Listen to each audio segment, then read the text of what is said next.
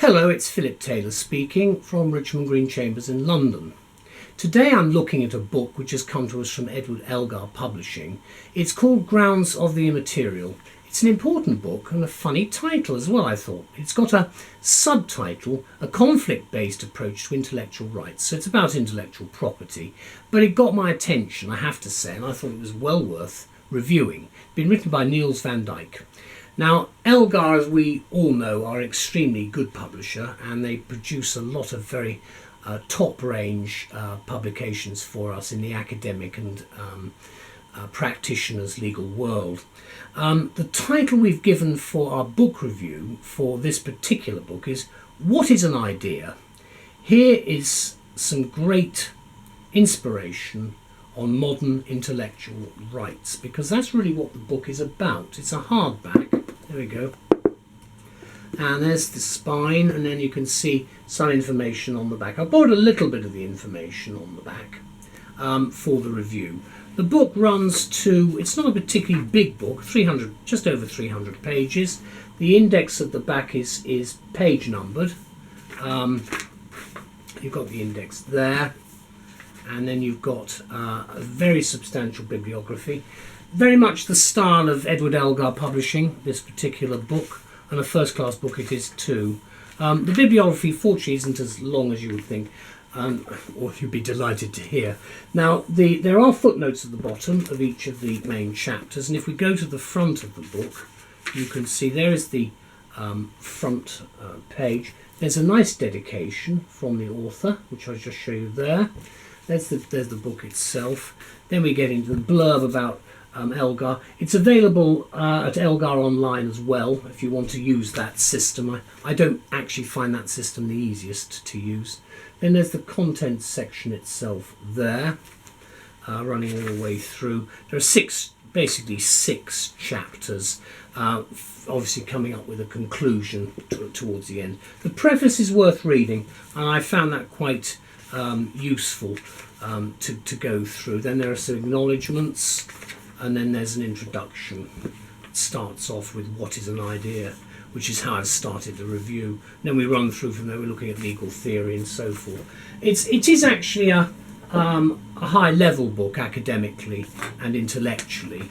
But what do we say about it? Because as I say, with Elgar's publications, they are all of a very high quality. We say this: some really esoteric concepts are on show in this interesting and rather offbeat legal book by Niels van Dijk.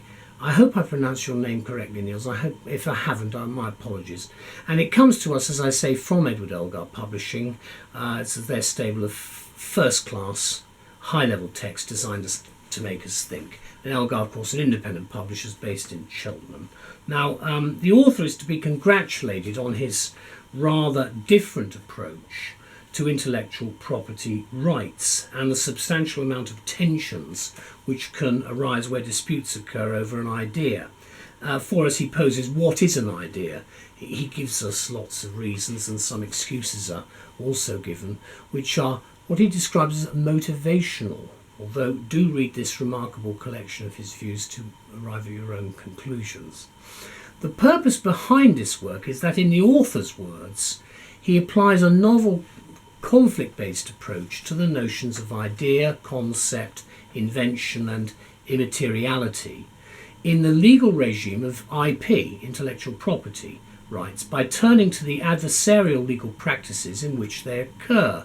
Yes, a somewhat long-winded mission statement by him, which I just quoted, but it's quite novel in the way it approaches the subject matter, in our opinion. So what do we get with the book? We get extensive ethnographies of the courts and law firms, although we had difficulty actually understanding the meaning of this phrase for the purposes of practicalities, because the author reviews classical questions on legal doctrine, which is at the start, which is I take to be jurisprudence and legal theory, covering the immaterial nature of intellectual property rights from a thoroughly new perspective, and it's one we suspect that it has not really been thought through before, and that's really the novel element of the book itself. For IP specialists, we travel with the book through the legal proceedings of disputes in patent, copyright and trademark law, as the journey takes us from the sites of enterprises through the offices of law firms, the court registry, the courtroom and the judge's office, until they finally arrive at judgment. And the author's words, as you might guess, are these words, and you get a flavour of his overall text style from it. As I say, I didn't find it the easiest book to read initially, but I got through it quite well once I'd understood the way he was writing.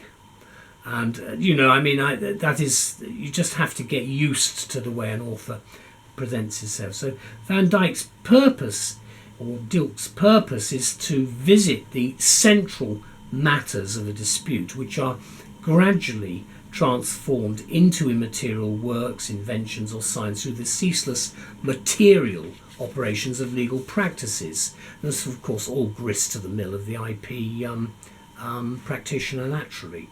Now, what we found most useful was the light the author sheds on how seemingly abstract philosophical notions are rendered workable as concrete legal concepts with important consequences. And expressed in this rabid prose, he means, we think, how we as lawyers protect your ideas, and we are, of course, given plenty of creative ideas of how to do so. Well, to sum up this high-quality text, Grounds of the Immaterial gives us, the readers, what we want.